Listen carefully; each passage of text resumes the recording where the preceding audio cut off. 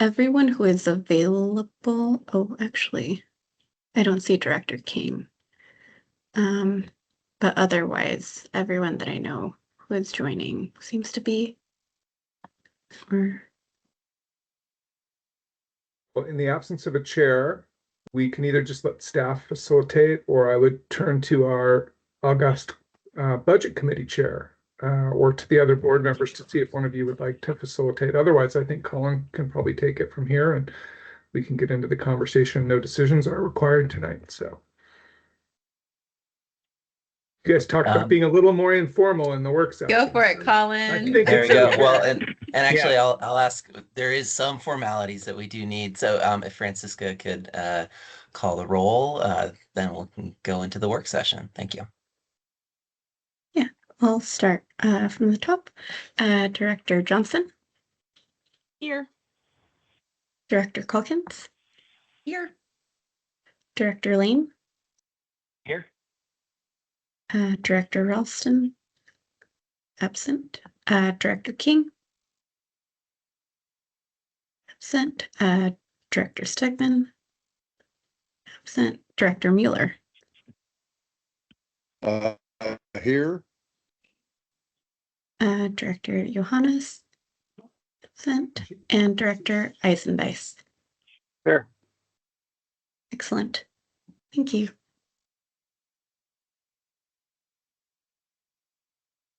All right. Well, thank you all for joining this work session for December. The purpose of this work session is to really dig into some of the work that's been going on around the strategic plan. And so we have our consultants, CDR associates that have been supporting staff and the board working on this. And then also the project manager, Matt Berlin, is here. And so today really wanted to just make a line between some of the conversations that have been taking place at the staff level, the conversation that took place at the board retreat, and some of the conversations that you had with Abby from CDR Associates ahead of the retreat. All of that information and more is being used to funnel in, compile sort of the framework for how we're thinking about our planning work, the table of contents that will be populated for the strategic plan itself, and then also really guiding you through sort of some of the initial thoughts on strategic priorities. I'm just going to give a quick sort of 30,000-foot reminder reorientation on why strategic planning is really important. As a note, our organization has done a couple strategic plans, but they've been fully staff driven in the past and haven't been as specific around strategic priorities and bound to time. And so this is really our first effort to really organize a strategic plan that gives board direction to staff about where their priorities are, setting clear direction, and really having pathways for accountability. And so I think what's really important is that the strategic plan helps us focus as staff. It also helps the board focus on making sure that staff is doing the priorities that they set out there and being able to hear reports on how progress is being made. And so that also involves the level of service effort that's connected to this strategic planning effort.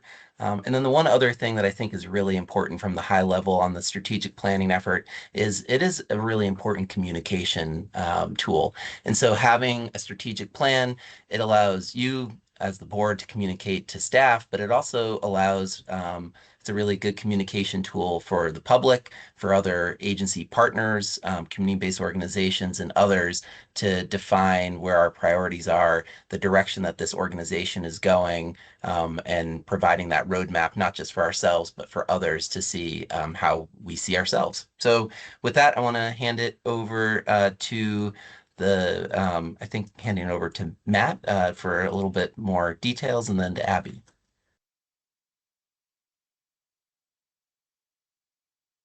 Thanks. Thanks, Colin, and nice to see everyone.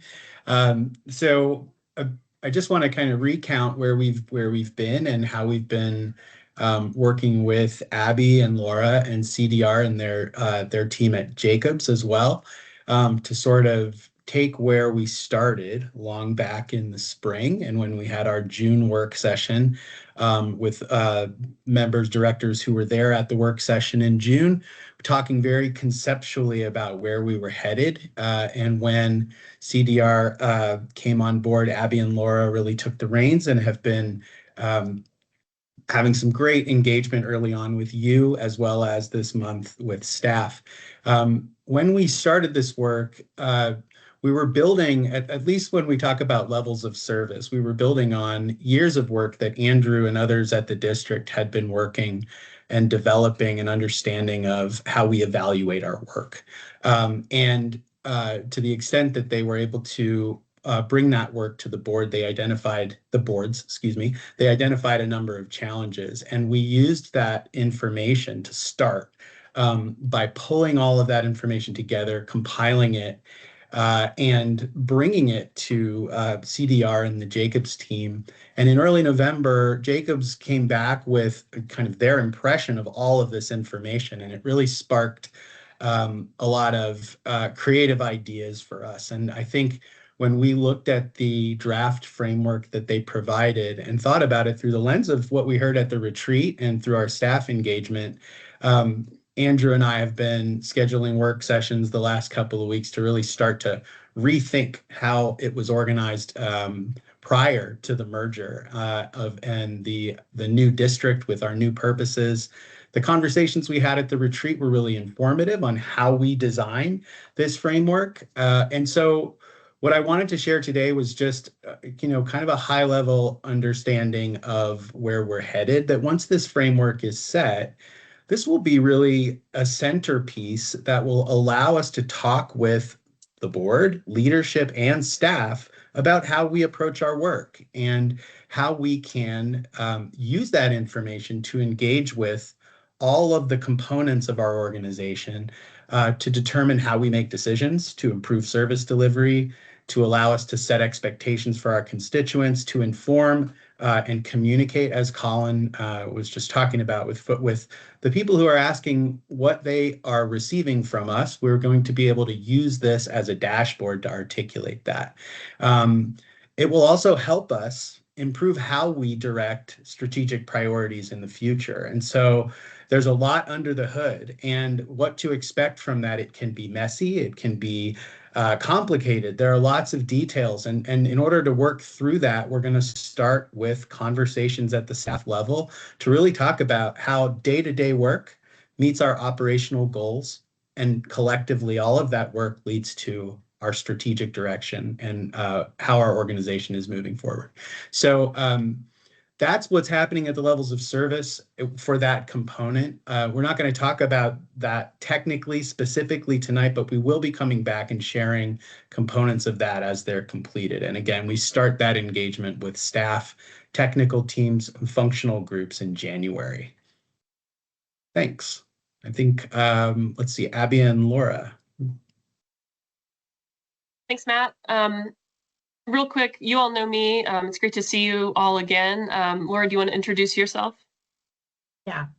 Thank you, Abby. Hi, everyone. I'm Laura Hickey. I'm a program manager with CDR Associates, supporting Abby with the strategic planning levels of service work.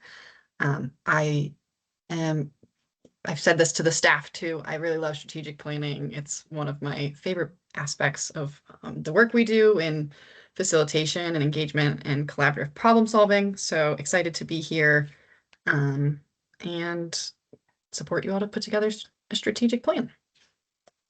Great, thanks, Laura.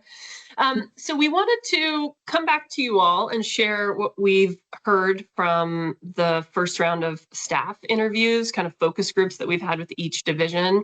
So it's a little bit of like taking what came out of the board retreat, sharing it with them, starting to have early strategic planning conversations with staff. And then here we are bringing some of that back to you all with some proposed strategic priorities, which we'll talk about after kind of going through some of the staff interview feedback we've heard so far. So we had meetings with the planning and policy division, engineering, with operations, and with finance and administration. And we focused on two key sort of pieces of the early strategic planning. One was really a planning catalog, just kind of like a list of what we know now is underway, a plan that's in place, or a plan that's coming up, and just kind of starting at that level, thinking about getting eventually down to those levels of service and key performance indicators, but recognizing we're not there yet. Let's just like see what's happening now in the planning realm as a starting point, and where those plans are or are not really starting to address some of those different 6 purpose areas, which we talked about at the retreat. So across those 4 different meetings, everybody agreed we still need some better definitions of what we're talking about when we talk about what is a plan, what's a final document, what's its purpose, who's involved where. And so with that, there was kind of a consistent desire to evaluate what's being done now, not to just look to the future alone, but to really keep evaluating sort of what has been done to date and how that could have been improved, or how to sort of take really effective pieces from past work as we start to look towards the future.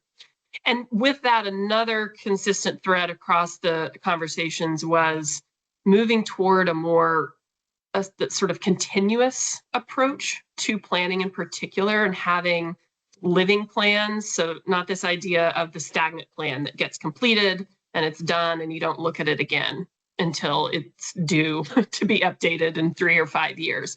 And with that, that provides these opportunities to sort of streamline, make connections between plans if they're a little more living and active and being used consistently.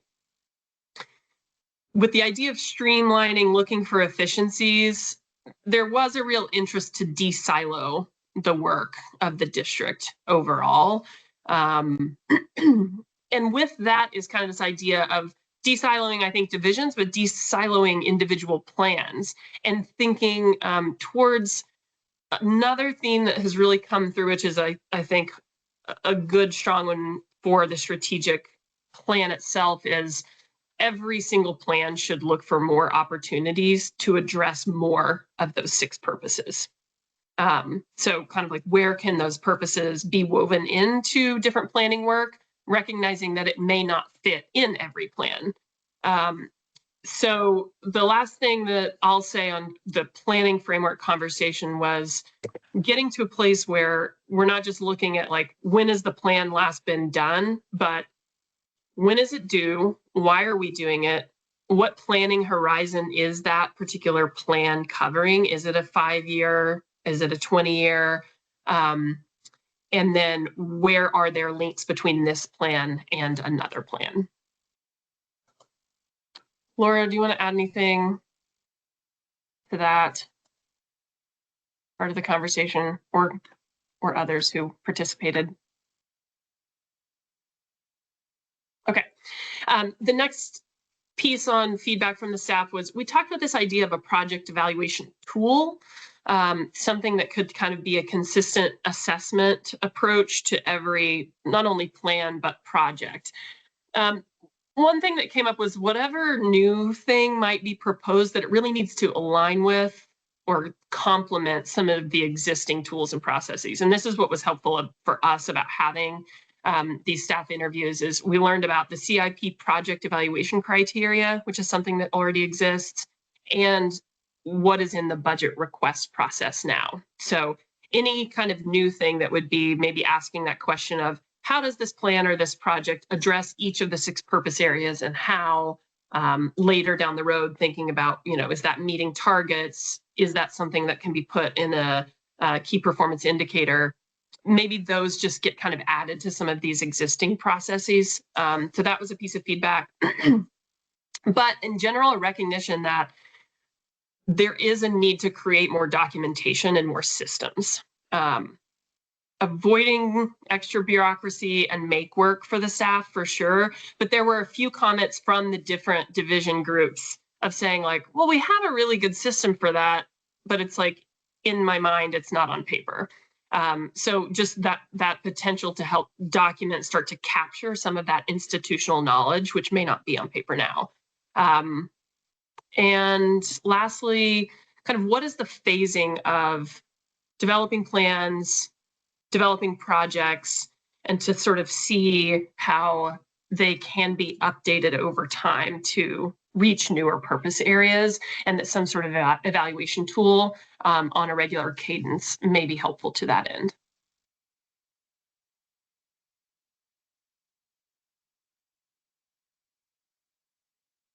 Matt, anything you want to add that I left out about sort of high level across all of the interviews?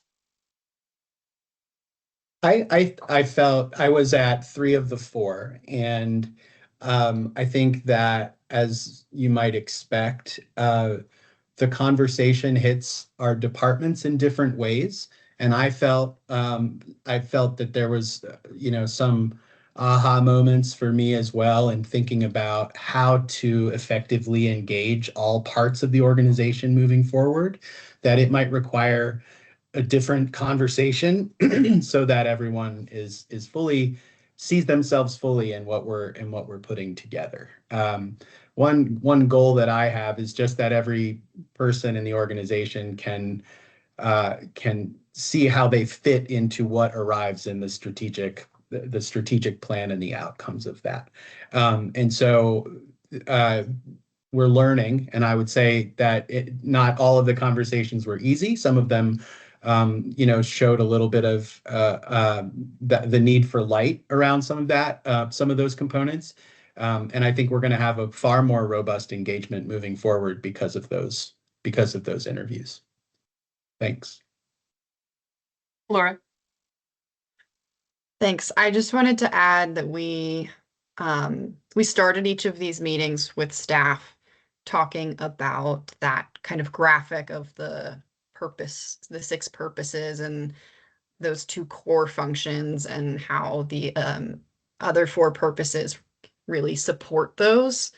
And that was something across all the divisions or departments that the staff resonated with. So just want to confirm back to you all that there's really strong alignment on that approach across the board and the staff, which is great when strategically speaking.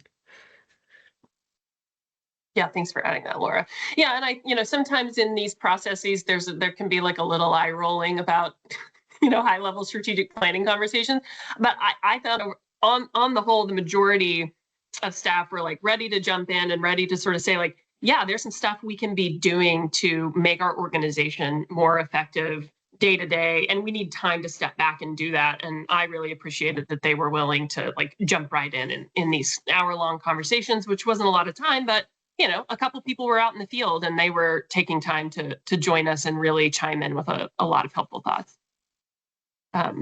Director Hawkins. Thank you. That's great. I mean, I think the engagement is really wonderful to hear. And I think that you kind of just hit on something, Abby, that like I was wondering about as you were going through kind of like the themes, is like how to operationalize those and the amount of time required from folks to like make that a reality. And what is realistic within that too, because I think like I don't know, I wasn't in the interviews or the focus groups, and you guys know better than anyone else, but I'm curious from kind of like Jim and Colin and Steve, like how the things that you weren't surprised by, or the things that the team has worked on in the past and maybe it just didn't stick, or like completely new opportunity spaces that you're like, yep, this presents the opportunity for us. There will be some, change adoption, or it may take some time, or it may create some tension with other things, but like we want to figure out how to integrate that into the planning process. How did you see that? Let me start with sort of the philosophy, and it's kind of a big question, but for me, the simple process of actually sitting down and speaking to one another can be really enlightening. And I think there's so much alignment that can get lost in the day-to-day lack of face-to-face communication. And so for me, the power of this is regrounding us in the fact that every single individual employee at the district cares about the mission. And in the day-to-day, there's those pinches and rubs and things that feel like somebody's doing something to you or something like that. And what I think this is going to help us do is sort of go back to, we have a shared vision of how to make this a great place to work.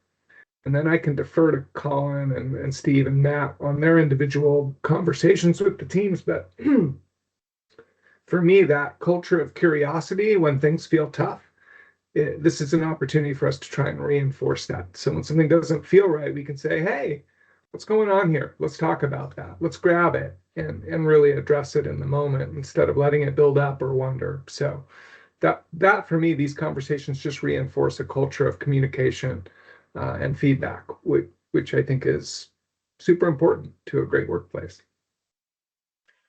And I think a lot of the conversations that sort of breaking down silos approach to things, it's something that we're already practicing, right? Our project teams are purposefully include multiple departments. An example is the strategic plan where Matt is part of the planning team, Andrew is on the engineering team, making sure that we're bringing in really broad perspectives. We have a steering committee that includes all of the divisions. So it really is, I think that direction makes a lot of sense to everyone on staff. Looking back to previous part of your question, Director Calkins, was about previous efforts and maybe not some of the things not sticking. I think our approach before was more tactical than strategic in nature, and it really was almost it was just too many things there. So there wasn't the prioritization around it, was really hard to focus on. So they were all very important things that everyone needed to do, but it wasn't necessarily time bound. It wasn't a focused effort to kind of get us moving forward. So I think that having experience doing that and trying to really operationalize what it was in previous strategic plans made it, you either said, oh, I'm just kind of doing what everyone's doing anyways, or it made it hard to really find what we should be focusing on. So I think there's broad support across the organization for having some of those strategic priorities, having, even your conversation in October around some of the budget priorities, that really helps staff. It helps us as we're looking at where we should be putting our capacity, where we should be budgeting. All of those things come out of that direction. And then to build it into a strategic plan where we're looking to accomplish certain things at the end of the horizon and kind of build upon it. That I think is also that builds energy with staff, that builds, accomplishment, and you can really see how you can scaffold and build onto the next thing and really build out all of our programs. So I think there's some excitement there. Thanks.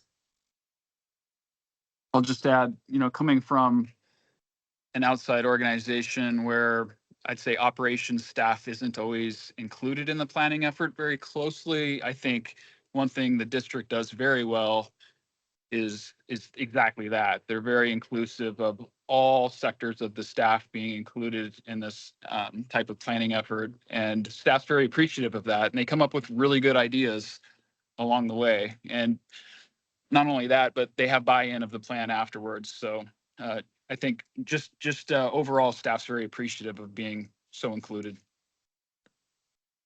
Shockingly, they know a lot about their jobs if you ask them. That's awesome. Great. Thank you. All right. So I think if it's okay, we can jump into then what we've taken from both the board retreat and those staff conversations and some like straw proposal for strategic priorities that could get put into the plan to keep us moving on our work overall. Does it sound good, Colin and Matt, to go ahead with that?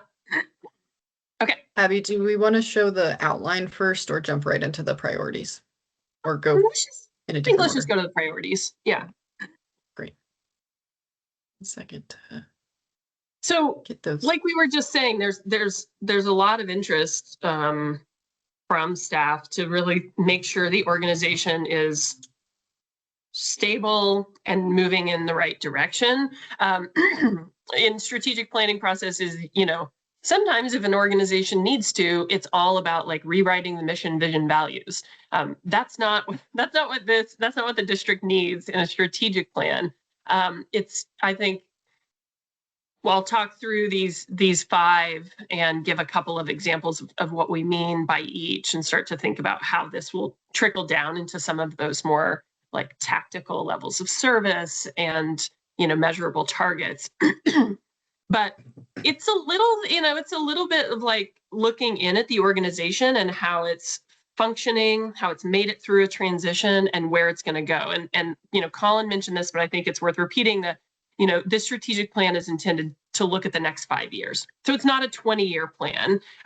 It's not sort of revisiting those 6 purpose areas. It's like, what is the organization's priorities for these next 5 years? So with that in mind, the first one is enhance organizational strength. So this just ties right back to that feedback we heard about documenting institutional memory, make sure that it is maintained and transferred, documenting, tracking, and improving some of those internal processes, finding room for improvement, but also sort of hearkening back to one of the budget priorities agreed to at the retreat is focusing on staff safety, focusing on staff capacity building, that's really sort of the heart of the organization. And so enhancing organizational strength is kind of a recognizing things are in a good place and making sure they stay there. So that is one, and you can have, specific measures under that. You can have goals that trickle down, but that could potentially be a priority. And I'll say, we want feedback on these, jump in and ask questions one by one, or we can sort of run through all 5. But we'd love to, have a discussion, hear sort of reactions from you all, because ideally we can have some agreement on what the strategic priorities are for the strategic planning process, because once we have those, then we can move on down to the more refined details that fall underneath that in this next stage, which is going to focus on those levels of service. All right, next is ensure and grow financial sustainability. This one was one that came through loud and clear from the finance administration focus group. This is looking at maintaining the support that they feel like they have now for their 5-year budget forecasting, continuing the annual budget process, and then having a link back to these priorities that can be a consistent focus for the next 5 years in those annual budget conversations. I do not believe these are in a hierarchical order. I wouldn't say hierarchical. Maybe there's a bit of a logical presentation, but I'll jump in and Jim, go ahead. I'll jump in and share that the people matter, right? So at some level, the human beings that are employed by the district are currently your leadership team's top priority. So I think that beyond that, then all the other stuff is really important. But we do want to take care of our people and keep them safe and train them, and ideally have them believe that they are advancing their careers in a way that's consistent with their goals. Again, within our business needs. So, yeah, people matter. Great. Director Eisenbeis. Thanks. I have a question about the second item and the intended significance of using the term grow. In Lori's absence, we need some policy development from the board about reserves and capital reserves, operating reserves, a debt policy. There's those kinds of things that I think solidify the strong foundation that we've built. But we don't have, I think Lori would suggest to you, and I bet Steve might agree, that we'd be more comfortable if we had a little more reserve in hand in case something happens. So it's those kinds of things. And then to maintain the community support and local government support for the operating revenues that we currently have. I appreciate that. And I guess the way that I would think about it is something more along the lines of ensure financial stewardship and sustainability. I think for somebody who reads this without the context that you just stated, they may read it to mean pursue, like tax increases, right? Or assessment increases. And if that's not the intent. I think I can't remember the original wording column, but we talked about it this morning, and it was, build financial sustainability. And I'm like, but wait, we just did that. So anyway, thank you. That's good feedback, and we're trying to tune where we're going with this. I hear you. I think all the words we can shift. I think the spirit of that remains, right? That the reserves. I think we also know that there are more capital projects, even though we've been successful in getting the voters supporting these capital projects. We know that there's more that need to be done. So I think, getting those words right, but really ensuring that long-term financial sustainability so that we can do the operations, but also that our system is in good working order.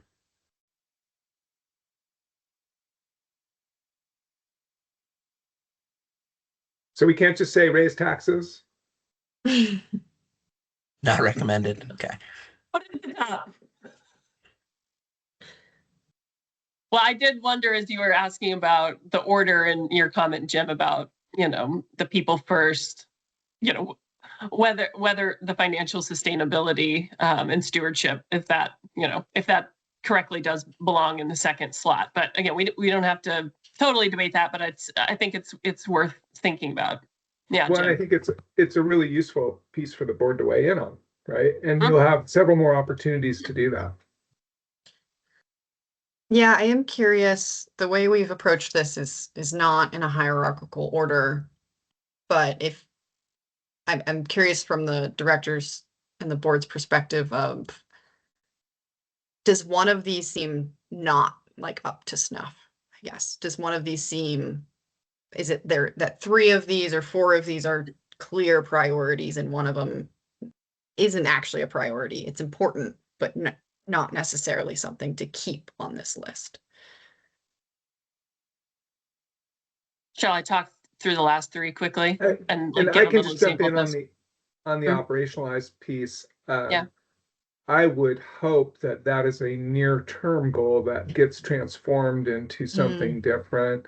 I am all confused about equity and where that might fit in this, given our current political climate, and some conversations we'll have with you about our relationship with our federal partners under the current administration. So, and then the last piece that I struggle with a little bit, but I think it's really embedded in all of this, is flood safety.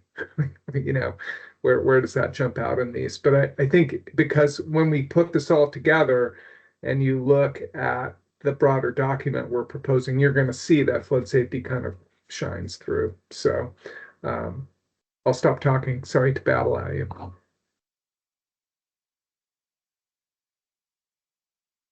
Yeah, I think it would be helpful to hear the rest, Abby, and then we can kind of discuss. Okay. So number 3 there on operationalize all district purposes. And we did sort of debate, to your point, Jim, like, should one of them explicitly be like continue to ensure flood safety and, emergency response capabilities, like call that out to this point of everybody really being aligned on those are the core purposes, and there are ways that these newer purposes can prop those up and be part of the how that is done. So is it worth just restating? I think that's a good question, but for now we've kind of put it in there of, this one would be about identifying those opportunities to link the newer purposes and pull them up in strength and how they're reflected in the day-to-day work.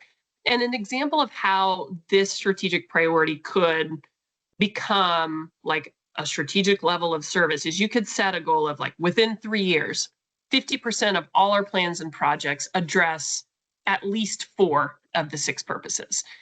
So that if you turn to the spreadsheet that we're creating on levels of service and KPIs, you could sort by one of the columns that's asking which purpose areas each target, you could say, where's equity showing up? Is it showing up across which pieces of our work? And you could really start to see that, and you could look at it today, and then you could set a target for 3 years from now and measure that kind of progress.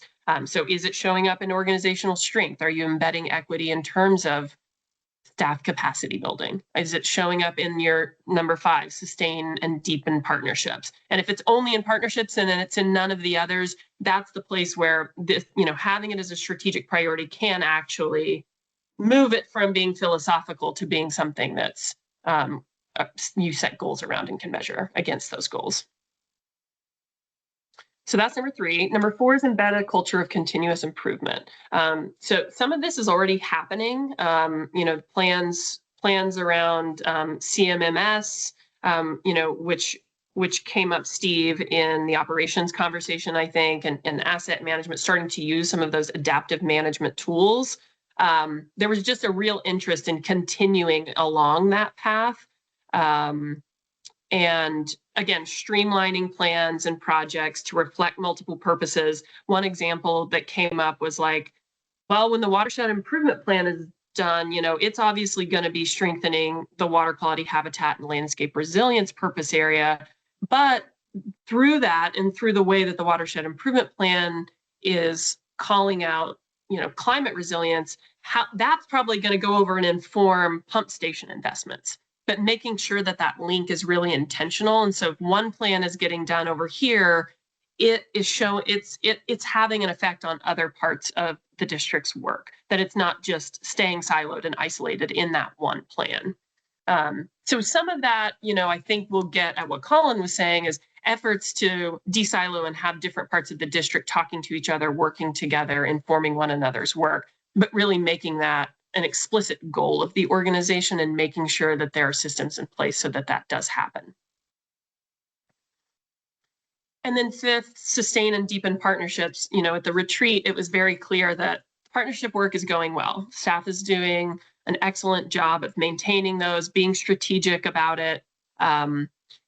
So that's just calling that out as something that needs to be sustained, but that because of some of the newer purpose areas, there's an opportunity to deepen those and meet some of those other purpose area goals more explicitly.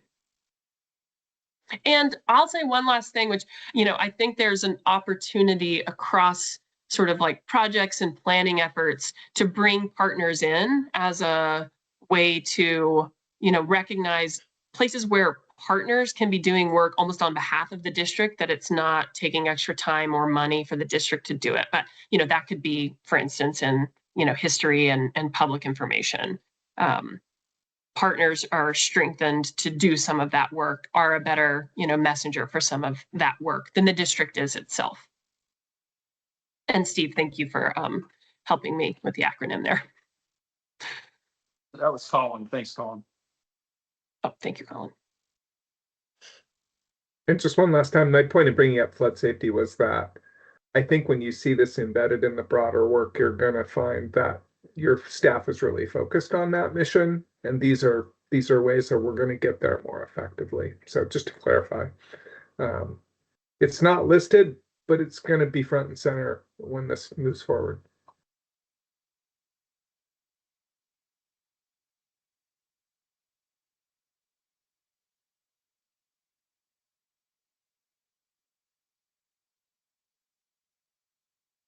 Kayla, go ahead. Okay. Sorry, I already talked, but I just following up on my questions. I think that's such a good point, Jim, of like, I was actually going to ask like the format of the strategic plan and the length for a long read versus how this might be presented to the public in particular, if that is a potential audience, to like clarify like what we're focused on. And so it did strike me initially that like flood safety wasn't like the first thing to some degree, because that is always like the thing that we deliver. And I totally hear you too on the people part. Jim, I just didn't read enhance organizational strength as a people thing immediately. And and then it sounded like it when you stated it. But a couple other just quick comments, and I would be curious from others of like embedding a culture of continuous improvement. I think there is this really good question of what rises to the top of a stated priority in very few questions, and how does that sound versus what is a how that happens. So like embedding a culture of continuous improvement and adapt. I think it sounds very critical. It also feels like it might fit in that enhanced organizational strength bucket potentially. And I like sustaining and deepening partnerships, I think is critical, but also feel like it might fit under operationalizing the district purposes potentially too. So I think that and it's exactly what you all are doing, is like getting to those top line ones that if on a single slide would be read and understood very quickly by someone who's less familiar with our inner workings. It feels important. So I'll stop there. Thank you for that comment. And I think that's important because one of the audiences for the strategic plan is for you all as board members to speak publicly and to use a slide from the strategic plan in a public presentation. So if you can't make sense of it, then it's not doing its job. So that's a really helpful piece of feedback to think about. Thank you. Is it okay if I flash to the outline quickly, just so you can see where like these priorities fall and are couched in some other information? Would that be helpful? Sure, and then we can come to you, Director Lane. Okay. Yeah, Laura, So you can see the executive summary has strategic priorities and is followed by vision, mission, and values. So maybe we move that around a little bit more, but include maybe vision, mission, values up front. But want to be clear that just because you don't see the words flood safety on the other slide, it's not that it'll very much be embedded in all of it. No, I just put the mission, vision, values in our that's on our website into the chat, and I think that's important too, which is this. Abby mentioned it before, that often it's sort of having to revisit and rework all of that. And we have updated the mission, vision, values with the initial board. So that was done the last couple of years. And so that really is focused on sort of where who and what this district does in a very broad sense. And then the strategic priorities are in the next 5 years. How do we take the steps to move to do those things? What are all the support pieces that need to be done so that we can focus on that mission? I mean, I could see, yeah, right. Like if you just look at this slide, you don't have the context, but thinking back to that, outline or table of contents and thinking about if you had a slide deck that you were using in any public meetings, like having that information about, being a flood district and those core purposes being really central to the work, then you could go to this. But I could see, and maybe it's rephrasing from enhance organizational strength to say something about the people and to have a picture of, the crew doing the work and really calling out examples of what that looks like and how central that is to achieving the core mission. So this is helpful, and I can see some ways to make sure that it's addressed clearly, even like you're saying, Jim, if flood safety is not number 0 on this list of 1 to 5. And please go ahead, Jim. Unless Director Lane, did you want to squeeze in there? Yeah. Your hand came down, but you did have your hand up first. Thank you. Yeah, thanks. Yeah, I just wanted to make sure I could actually get my hand down so it wasn't there for the rest of the meeting. I wanted to follow on to something that Kayla said, because she picked on one of the things that really jumped out at me, which was the number 4, the culture of continuous improvement. Seems like it could be a sub-element of a strong organization. So, I mean, first off, I'll say I don't think 5 strategic priorities is too much. To the extent that we can naturally condense anything, I think that's good too. Just, in terms of speaking to, the 30-second elevator pitch type thing. The second thing I wanted to kind of follow on Kayla about is that organizational strength. When I first read it, I was like, that seems like the vaguest one of the five to me. So maybe some work to, you know, without turning it into a paragraph. And I don't want to dismiss any of the hard work that has already gone into this.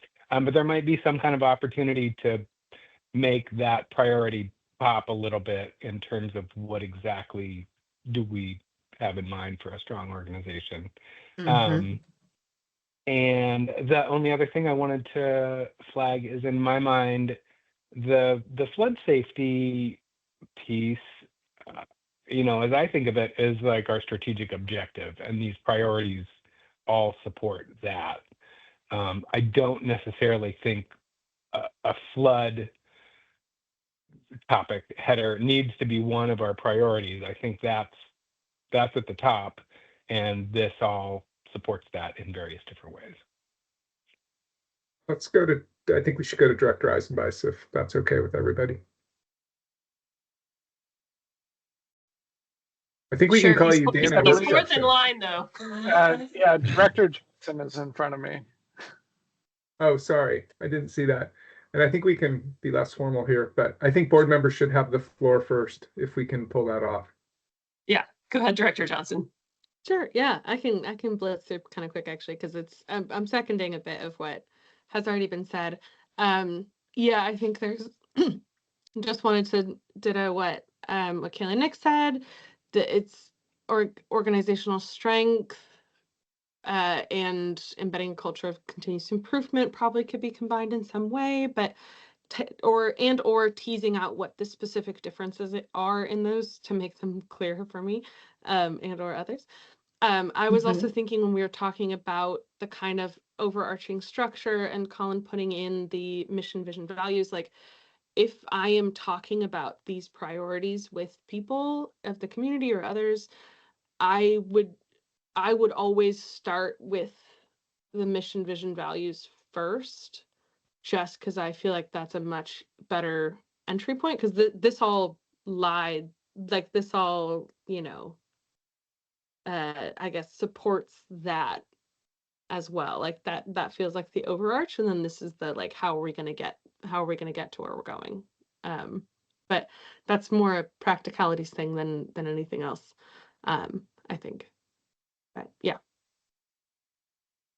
First of all, thank you, board members. This is really great feedback. And I have a quick hypothesis. That was why I had my hand raised, which is this is the initial product of some internal work. And it's really speaking, I think, to the detailed knowledge that your staff has. And now our opportunity is to translate it to the real world and make it understandable in a, how shall I say, tax-challenged environment. So I think this feedback has been a good reminder of that. So good job. Thank you.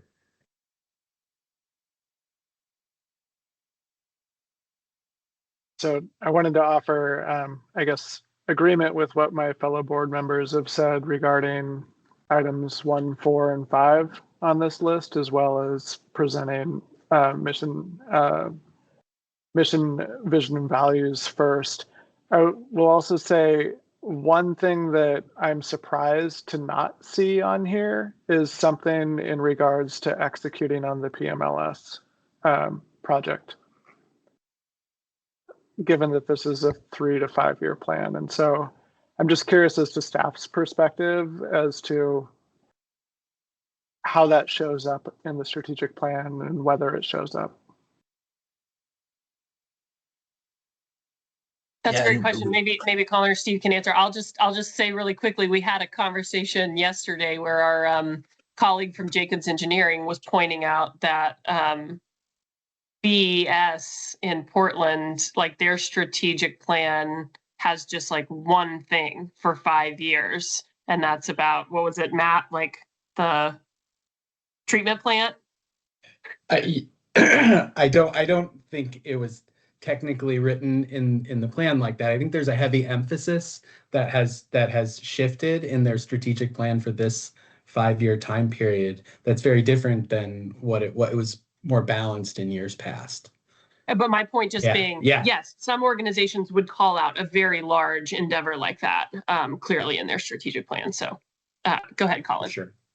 I think there's definitely consensus, at least with staff, about how we're really focusing on delivering on our capital program. And so let Steve delve into that some more, but I think PMLS would also be connected with the rest of the kind of capital project imperatives that we know that there's some improvements that need to be made for flood safety reasons. And so I think that might tie in with some of the ideas around having something that's related to flood safety and kind of delivering on our promises to the voters and these things that are actually needed to meet levee safety standards as well.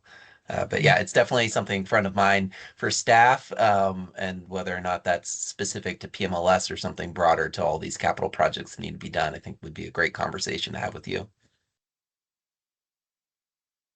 Yeah, and yeah, agree with exactly what Colin said, and also agree that calling it out more explicitly here makes sense as well. Like, I think it's tied, but from staff's perspective, I think that's obviously a top priority, delivering the capital plan over the next 5 to 8 years, and yeah, being more explicit makes sense. And I'm curious, this question, do you see that? Sorry, Director Eisenbeis, this question, is it that you don't see PLMS fitting as maybe like into one of these already? Or is it that you think it should be its own priority, like in addition to this list? I think it depends on how it gets couched. I'm just thinking in terms of Mhm. public communications. Yeah. I mean, the public approved a bond measure, a very sizable bond measure, and the Mhm. legislature, for that matter, has provided funding toward this capital program. And I think the public expects the district to deliver. And if that is not somehow reflected in Mhm. the priorities, I think it would raise questions. Yeah.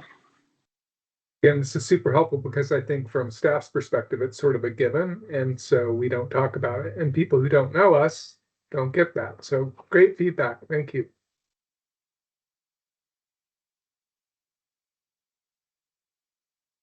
I have a question. Is that a little bit, do you think of, yeah, because it didn't come up in the staff interviews that much, I think because it's assumed that it's happening. And so it wasn't part of the like churn or tension or things that need to be improved, but it is part of what's coming out of this conversation that for the strategic plan, the strategic priorities need to reflect a little bit of marketing what is going well and being clear with the public about that. I see some head nods. So. I think so. And I think that's where all these things that staff is thinking about are what we see will help us really be successful with implementing the capital program as we mature and get everything dialed in. But I don't know that that's what the public wants to hear about. Right. But somehow we need to capture this stuff so that, at least from the leadership team's perspective, we've shared with the board the need for some of these things, and you can hold us accountable for. I think there's a lot of good behind the internal focus of these bullets, and so we need to capture them, but also create an external message out of this. And we did have a little, I'll say, a conversation of like, this feels like a lot of inside baseball for strategic plan, and that's clearly coming through in this. And I think there's a way to frame it though, which actually goes back to something that, you know, I think I reflected back to you all at the board retreat that I'd heard from all the one-on-one interviews was like this idea of practicing good government and being responsible to the taxpayers. And I think I think there's some space in these strategic priorities it's already there a little bit, but could be more clear and a better public message about that, about how that's already going well, and there are intentions and plans in the next 5 years to keep that on track.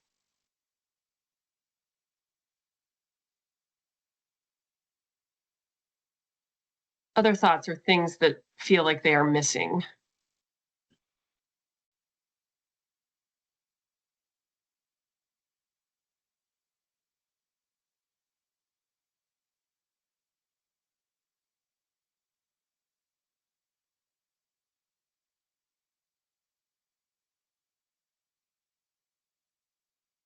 Is it helpful for me to keep my screen shared? Okay. Yes, please. As I've told the board, these silences kill me.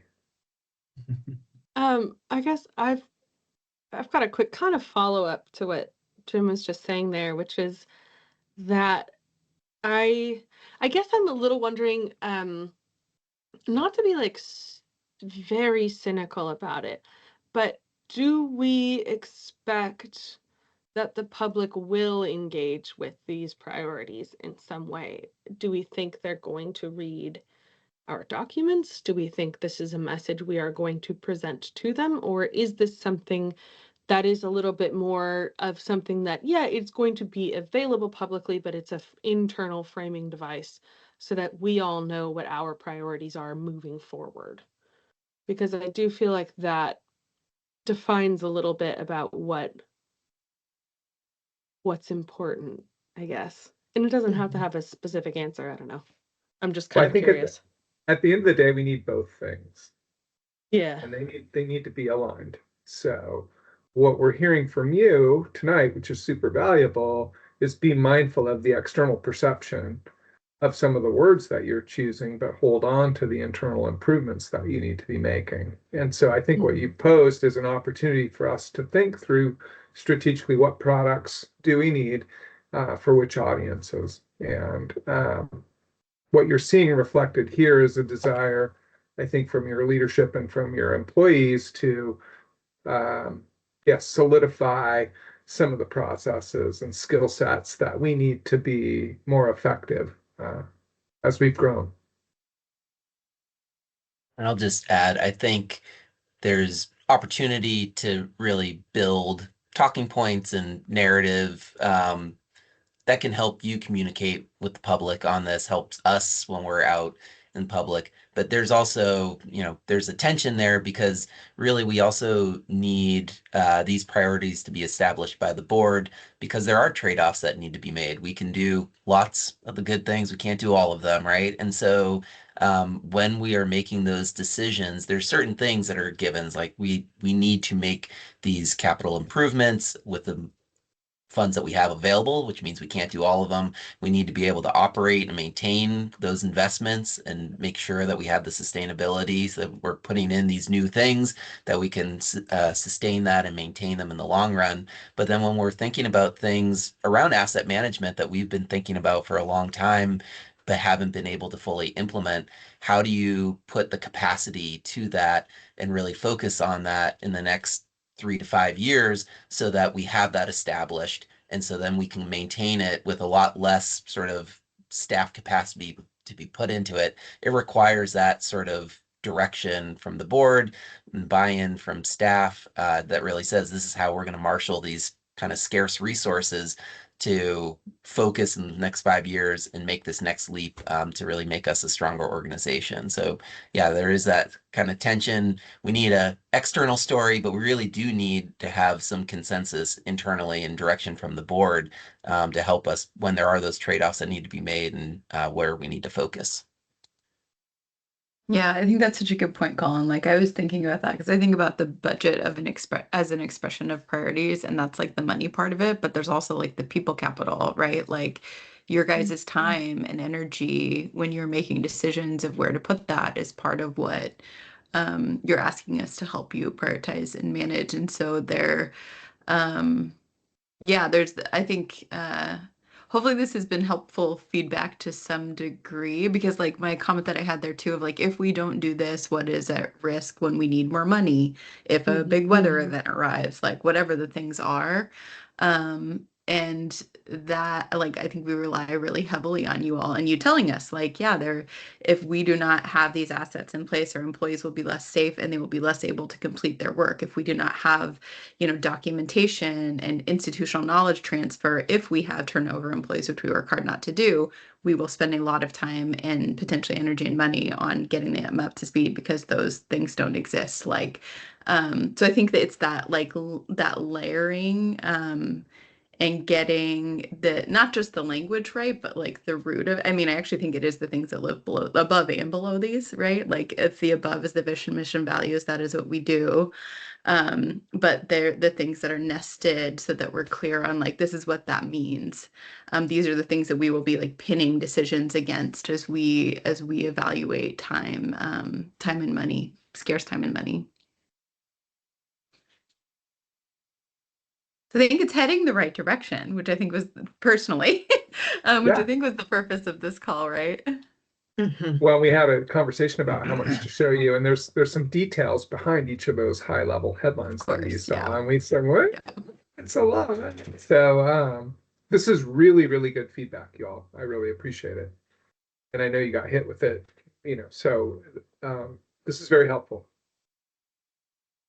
I think it's helpful to have to think about it at the high level for us, right? Because, like, we're needing to operate at a certain level with you, and so we can prompt some of these thoughts and questions and views from different stakeholders.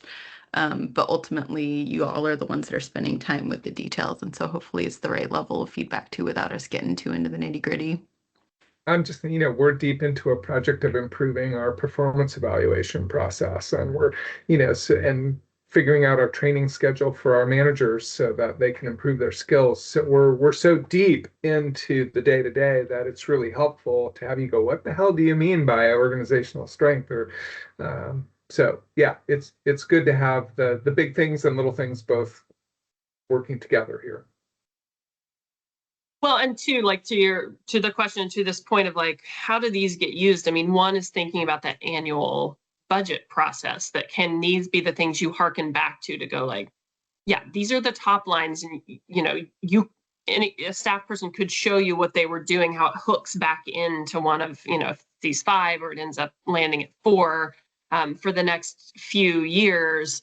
That's like one test case for how this gets used. Like, are those consistent so that everybody's kind of on the same page about what those priorities are, that it's not run out and build whole new big programs. It's actually just like stabilizing and doing what's working well and not losing sight of that, but recognizing that, yeah, you have to adopt this plan because it's required by a federal partner, but there's a better way we could do that. We're going to keep doing it. We're going to turn it in on time. We're going to access the funding from that. But how are we also thinking about these newer purpose areas in that's that kind of continuous improvement piece? And so you can tell it back to the story of one of these 4 or 5 strategic priorities, that the staff sort of can go back and do their work in that really sort of detailed level.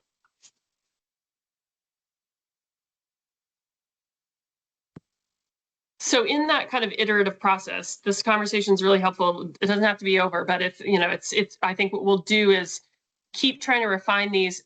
I'm not sure if maybe we just talk about it here. Like, would you all like to be able to write notes or suggestions? Do you want to just see like a next iteration? I know we had talked about, Matt, one upcoming sort of deadline of sorts, I believe, is this January 8th all staff meeting, and wanting to be able to take something back. So it's sort of this back and forth between the board and the staff, and in this process to keep it moving forward. That's a little over a month from now, but it would be great to have something that feels like this is where the board is really moving with these strategic priorities. I think we talked about summarizing this conversation for the January 8th, which was the deadline for the board meeting in January, but also sharing that at the all staff. And I think you're right. And what we discussed this week, in multiple different conversations, was how important that back and forth is, how much we're gaining by having staff conversations to prepare for board conversations and vice versa. And it really illustrates that over time, these components that we're working on, again, not talking about the detailed level of service framework today, but how these components are going to merge and bring everybody to the same conversation, maybe in different ways, but using the same terms and the same kind of understanding of how it all comes together. And I will just reiterate how helpful this has been, even when we're talking about a graphic. Talking about what our core services are versus what our supporting services are is the answer to the question earlier about how flood safety shows up. All of it is flood safety. And as we're constructing our framework, this operationalizing district purposes, I can tell you that working for 2 hours on how to operationalize these new purposes into flood safety and emergency response is showing up. And not only are we showing where we currently do it, but also where we're not doing it, where budget requests are going to come so that we can fill those gaps. And so as we meet over time and you come to us as the board and say, how are we operationalizing all these district purposes? We can show you very clearly what we're doing and what's needed. And I think that's the link from strategy to tactics that we need to build that bridge so that we can communicate and that your strategic direction can influence staff tactics and day to day. Thanks. Thanks, Matt.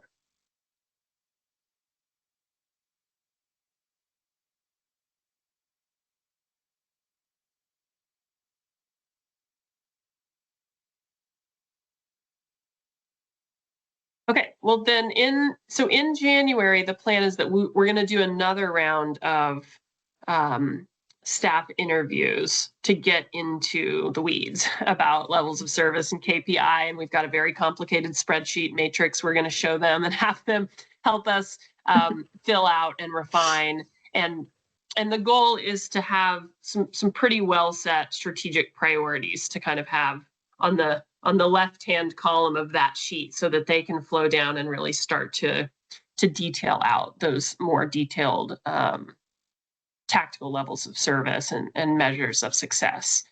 So this has been really helpful in getting us closer towards feeling like we can start to get into those details with staff at those January interviews.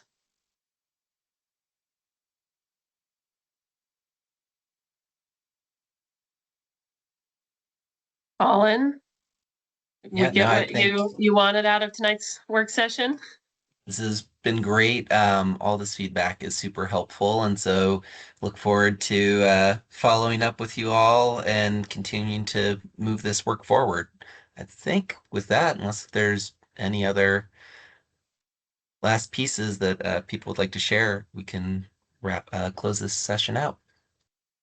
I would just offer that it's been not quite a year where y'all have been in your roles, and it feels both longer and shorter to me, depending on how I'm thinking about it. But it's been really nice for your staff to work with you all, and I appreciate the time and energy you're putting into things. And yeah, it's an interesting year to go through, and we have some important stuff coming to you in December that I think you can look forward to, and we're making good progress on federal stuff. And yeah, just thank you for your service over the last year. Really appreciate you guys. Thank you. Thank you all for the work, and thank you for involving us. And so it was great. Yeah, Good much night. appreciated. Good It was feedback. lovely to meet you all. All right, I'm gonna go Alrighty, check my well, bye. piccata sauce. See what No, happens. enjoy that Yes. piccata, Jim. Yeah. Perfect. You've earned it. So, Bye, everybody. Thanks, all all. right, Okay. Bye, Thank you. everybody. Good night. Guess meeting adjourned.